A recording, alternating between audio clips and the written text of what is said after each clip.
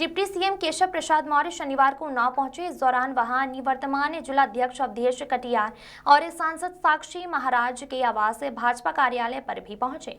विकास भवन में सरकारी योजनाओं की समीक्षा की। इसके बाद मीडिया से बातचीत में अखिलेश यादव के उस बयान पर जिसमें अखिलेश यादव ने कहा था कि भारत में भी नेपाल जैसे हालात हो सकते हैं, इंडिया और पाकिस्तान के बीच में होने वाले मैच पर बड़ा बयान दिया।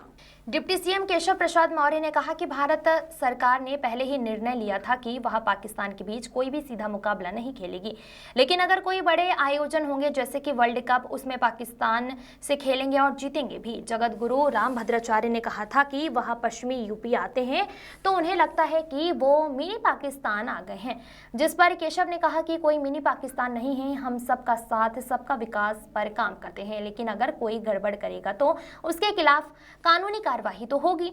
राहुल गांधी के हाइड्रोजन बम और परमाणु बम वाले बयान पर केशव ने कहा कि वह फ्रस्ट्रेशन का शिकार हो गए हैं। वह सत्ता पर अपना जन्मसिद्ध अधिकार समझते हैं क्योंकि देश ने गरीब और पिछड़े वर्ग से आने वाले बेटे को प्रधानमंत्री बना दिया।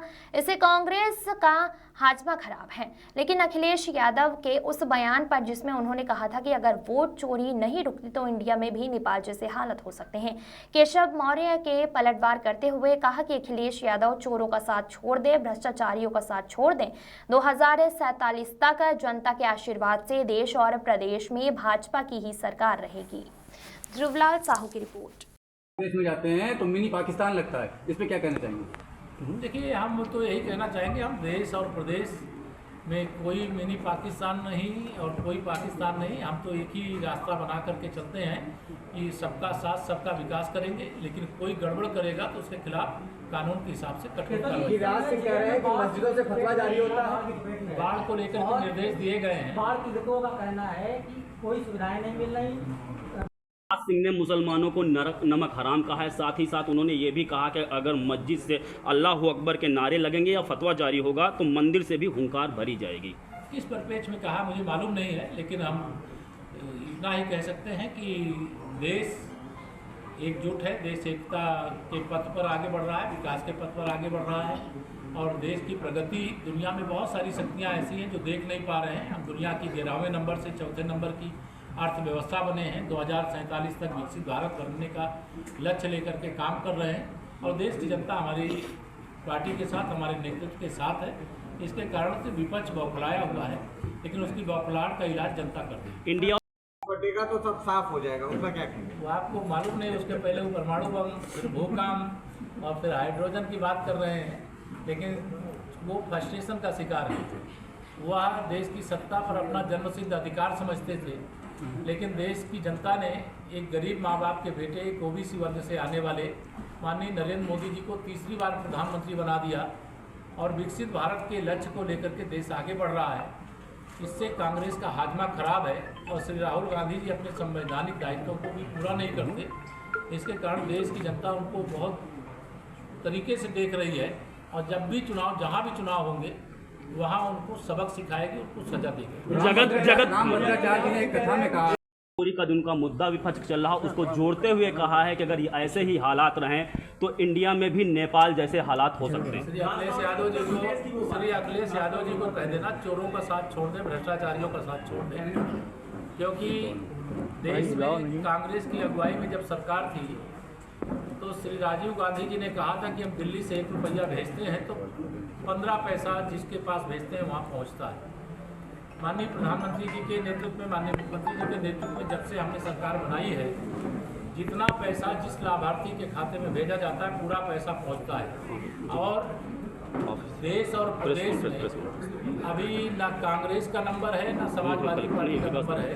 श्री अखिलेश यादव जी को मेरी लाल का हसीन सपना जरूर देखें, लेकिन 2047 तक अभी देश और प्रदेश में जनता के आशीर्वाद से, भाजपा के, हमारे कार्यकर्ताओं के परिश्रम से हमारी सरकार है और आगे भी रहेगी। कांग्रेस नेता राहुल गांधी ने कहा, उन्होंने कहा विधायक 10% कमीशन लेते हैं। समाजवादी पार्टी ऐसा मैं नहीं जानता हूँ किस परपेट में उन्होंने कहा है, कहा है, क्या कहा है। वो कार्यकर्ताओं की एक बैठक ले रहे थे, उन्होंने कहा हमको तो सैलरी मिलती है लेकिन हमारी निधि से हमको 10% कमीशन मिलता है, आप लोगों को क्या मिलता है?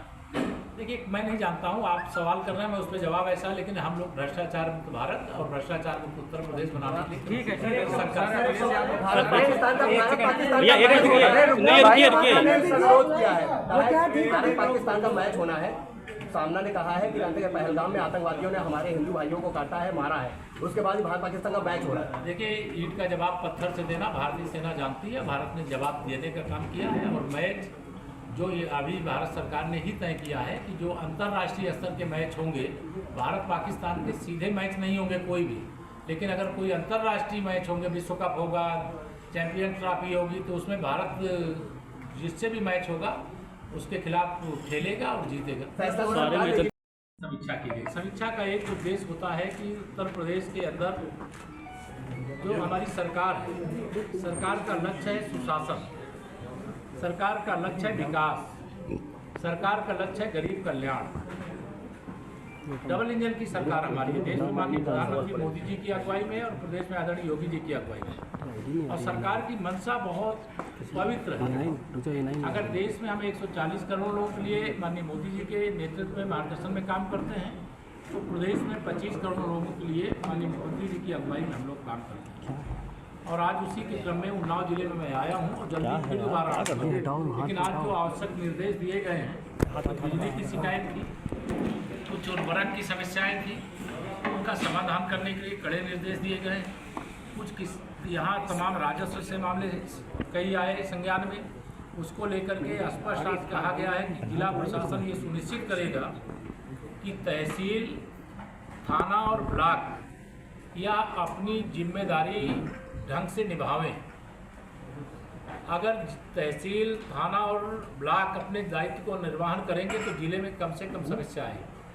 अगर वहाँ कोई लापरवाही होगी, जिले में समस्या आएगी, तो जिला अपनी जिम्मेदारी निभाएगा तो प्रदेश में समस्या कम से कम जाएगी। और मैंने आज यही निर्देश दिया है कि सुनिश्चित करें कि नीचे की इकाई जब सक्रिय हो जाएगी तो जिले में कम समस्या आएगी, और जिले में जब समस्या आएगी तो उसका समाधान हो जाएगा, तो लखनऊ समस्या नहीं जाएगी। नेपाल अनस्टेबल हुआ है।